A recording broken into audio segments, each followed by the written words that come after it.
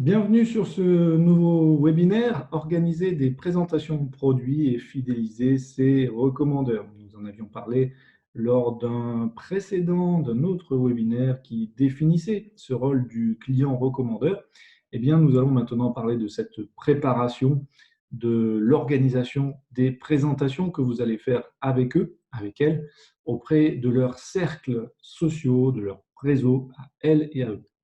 Alors, pour celles qui ne me connaissent pas, ceux qui ne me connaissent pas, Jean-Laurent, donc je suis expert business Forever maintenant depuis plusieurs années, membre du comité éthique Forever. J'ai eu des responsabilités au sein de la fédération de la vente directe il y a maintenant quelques années. Et avant ça, j'ai réalisé une thèse de doctorat en marketing sur le marketing de réseau et la vente directe. Et j'ai été moi-même, avant ça encore, VDI dans le cadre d'une société de marketing de réseau dans les années 2000.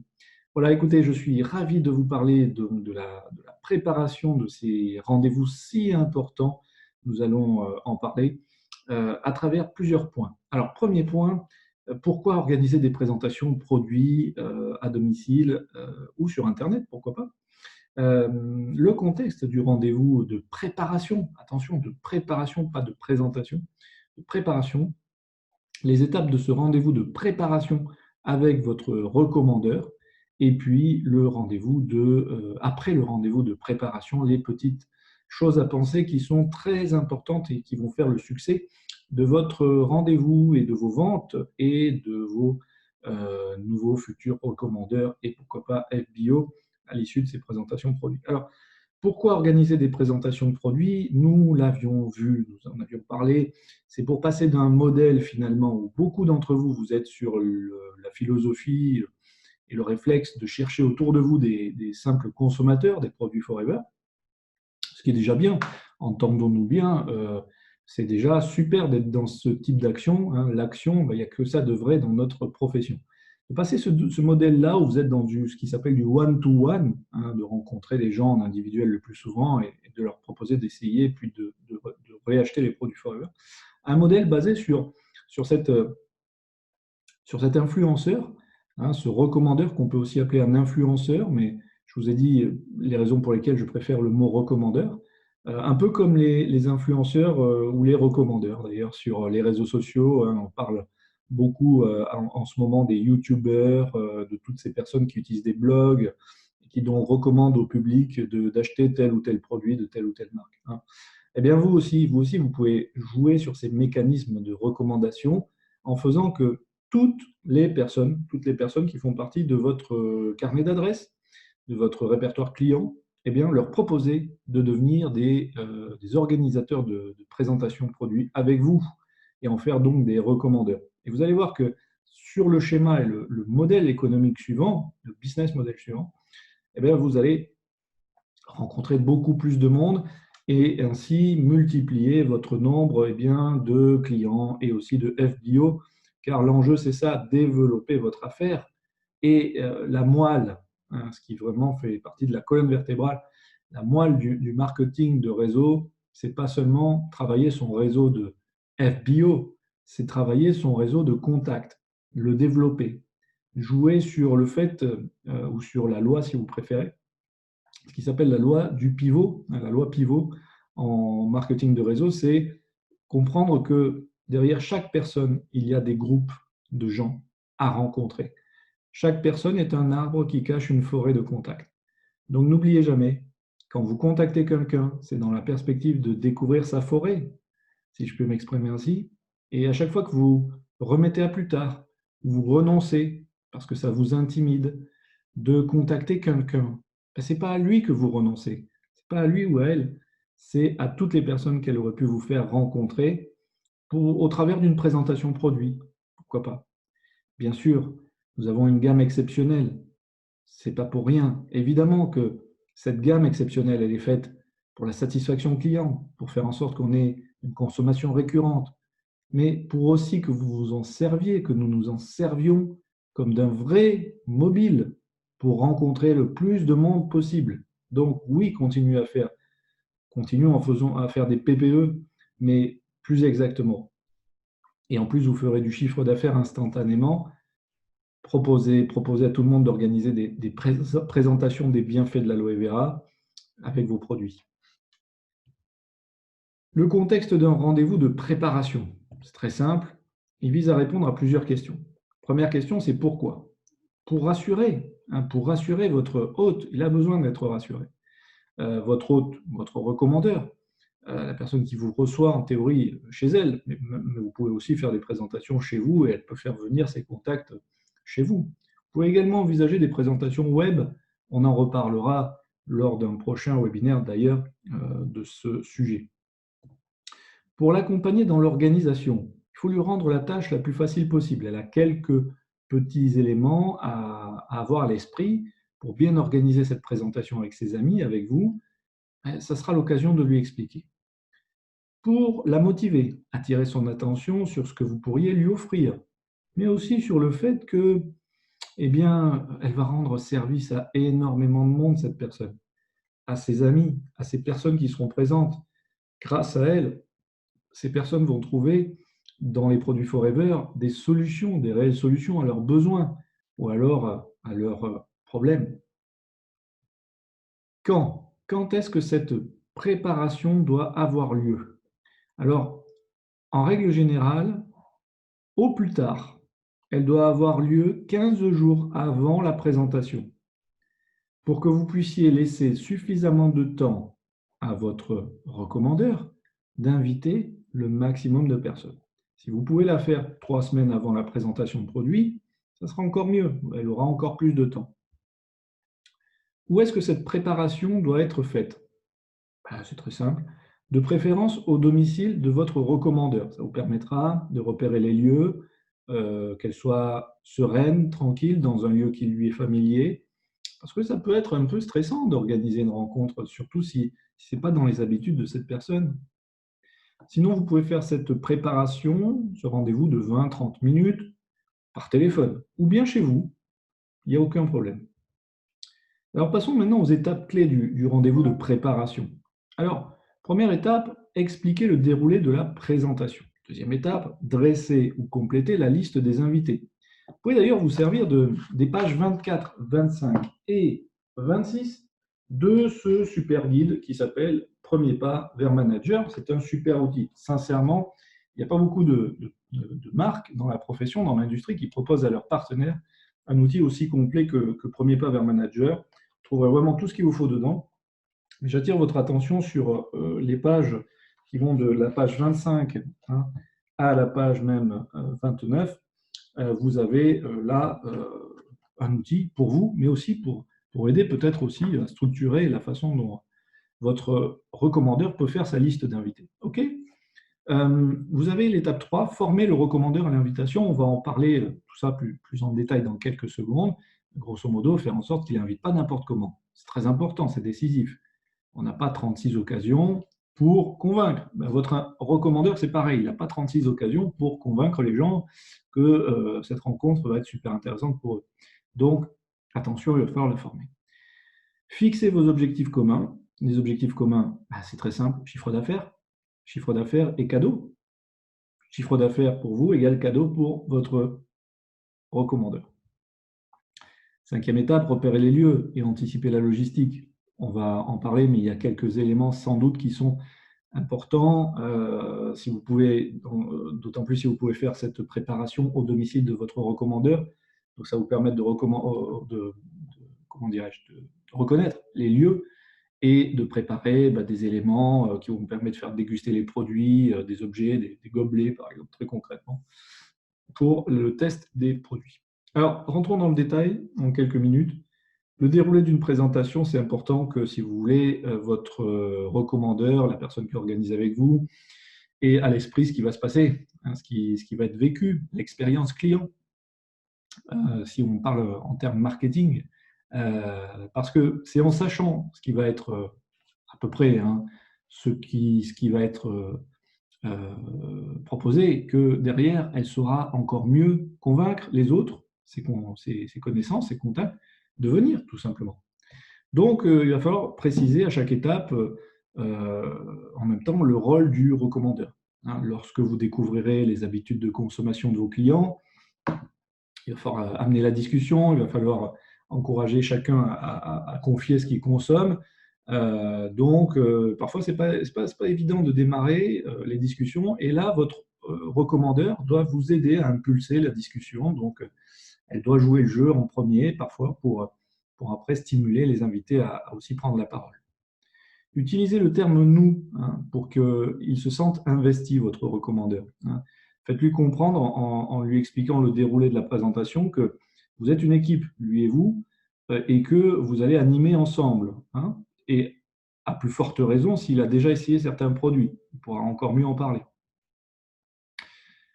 Une chose, précisez-lui que vous arriverez avant les invités, 30 minutes avant, le jour J, pour préparer les lieux. C'est très important que vous conveniez de ça avec lui parce que il se pourrait qu'il y ait une surprise, hein, que vous arriviez avant pour préparer les lieux et que la personne ne soit pas là, pas encore arrivée.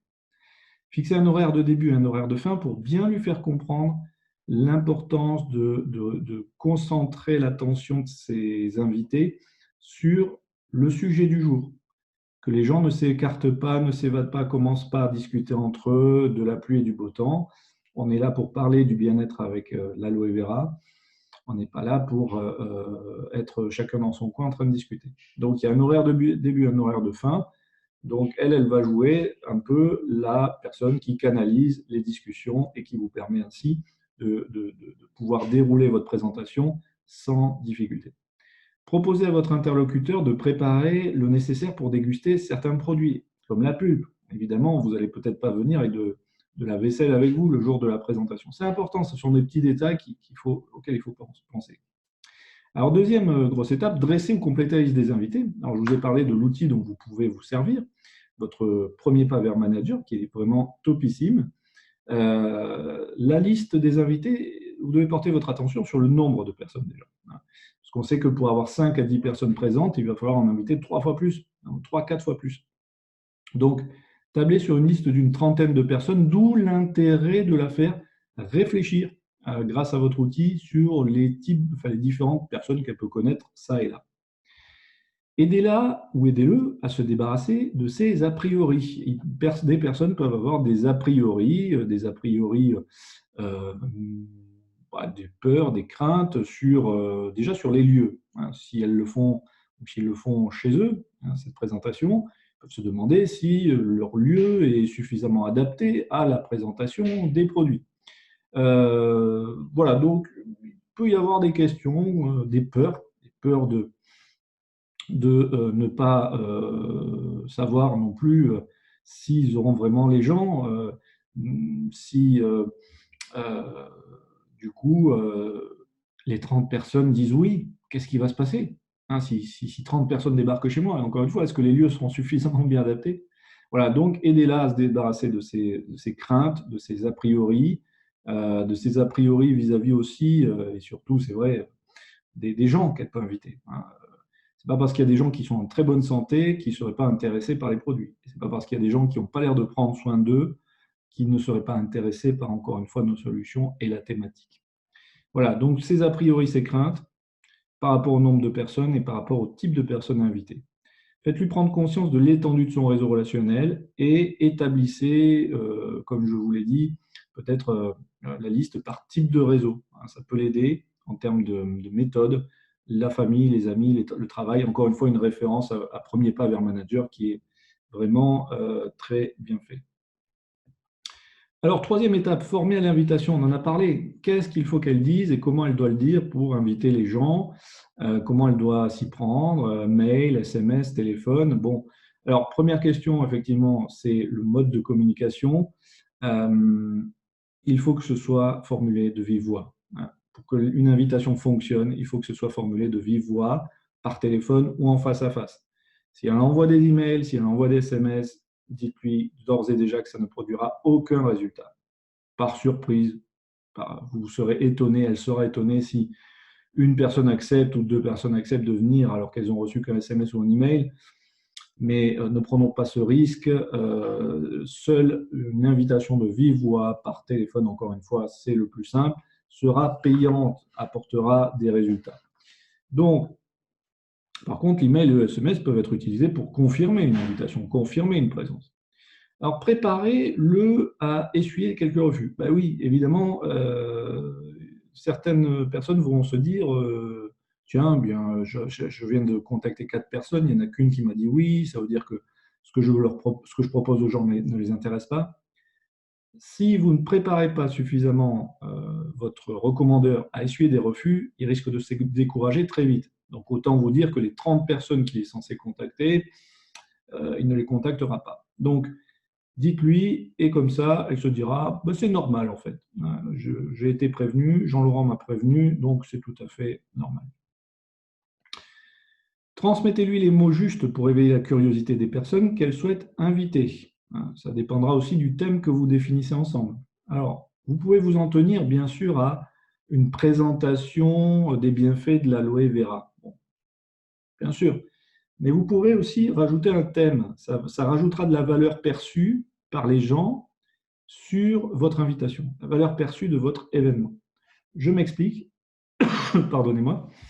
Par thème, on peut entendre les bienfaits des vertus de l'aloe vera, les bienfaits de l'aloe vera sur la détox et le renforcement des défenses immunitaires. Donc, comment utiliser l'aloe vera pour la détox et le renforcement des défenses immunitaires. Voilà, vous voyez, ça c'est un thème. Vous pouvez organiser une autre invitation, notre présentation sur le thème de la minceur, vous voyez, du tonus. Hein. Employer ces mots-là, ça renforce la valeur, c'est-à-dire je vais venir à un événement, je vais en sortir en ayant des méthodes pour atteindre mon objectif santé, bien-être. OK ? Apprenez-lui à répondre aux principales objections. Les objections du type j'ai pas le temps, ben, ça prendra qu'une heure. J'habite trop loin, ben, écoute, tu pourras y assister par webcam, peut-être, ou alors je viendrai te chercher parce que c'est sur mon chemin. Bref, apprenez-lui à se préparer à essuyer des objections. J'ai déjà les produits qu'il me faut. Ah ben écoute, ça te permettra de comparer. Voilà. Apprenez-lui à s'enquérir de la disponibilité de son invité le jour de la présentation avant de lui parler de l'objet de la rencontre. Alors ça, c'est une petite technique, si vous voulez. Vos recommandeurs peuvent très bien, au téléphone, commencer par « Est-ce que tu es disponible ?» Est-ce que tu es disponible le 19 octobre? Bon. La personne va dire oui ou non, et c'est à ce moment-là, si elle dit oui, que votre recommandeur va lui dire ben, « Écoute, ça tombe bien, il se trouve qu'on organise avec… un ami une présentation sur les bienfaits de l'aloe vera. Il se trouve qu'il est conseiller dans le domaine, spécialiste, et il va nous parler des pouvoirs de l'aloe vera, et notamment en ce qui concerne le renforcement des défenses immunitaires. Comme on va bientôt rentrer dans une saison froide, voilà. Bon, vous adaptez en fonction de la saison naturellement, hein, on est d'accord. Voilà. C'est une petite technique que, encore une fois, vous pouvez transmettre.